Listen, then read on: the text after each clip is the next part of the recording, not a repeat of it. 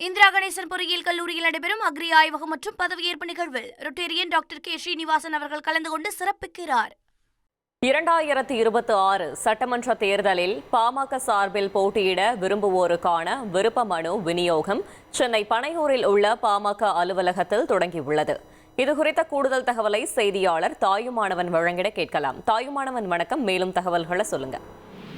2026 சட்டமன்ற தேர்தல் நெருங்கி வரக்கூடிய ஒரு சூழல்ல பாமக நிறுவனர் ராமதாஸ் தரப்புல ஒரு அணியினரும் பாமக தலைவர் அன்புமணி தரப்புல மற்றொரு அணியினர் என 2 அணிகள் பாமகவை தொடர்ந்து உரிமை கோரி வருகிறார்கள்.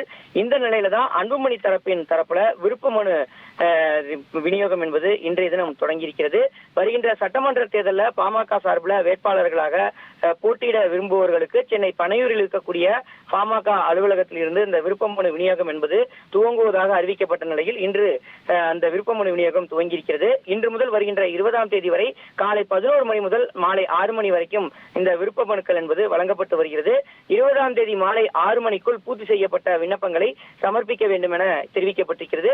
போட்டியிட விரும்புவோர்கள் பொது தொகுதிக்கு 10,000 ரூபாயும் தனி தொகுதிக்கு 5,000 ரூபாயும் செலுத்தி விண்ணப்பங்களை பெற்றுக்கொள்ளலாம் எனவும் பெண்களும் 5,000 ரூபாய் செலுத்தி விண்ணப்பங்களை பெற்றுக்கொள்ள ஏற்பாடு என்பது செய்யப்பட்டிருக்கக்கூடிய நிலையில் பனையூரில் இருக்கக்கூடிய கட்சி அலுவலகத்தில் இந்த விருப்ப மனு விநியோகத்தை அன்புமணி ராமதாஸ் சற்று முன்னர் துவக்கி வைத்திருக்கிறார். தொடர்ந்து ஏராளமான பாமகவினர் பல்வேறு தொகுதிகளில் போட்டியிடுவதற்கு விருப்ப மனுக்களை பெற்று வரக்கூடிய காட்சிகளை நாம நேரடியா பார்க்க முடிந்தது.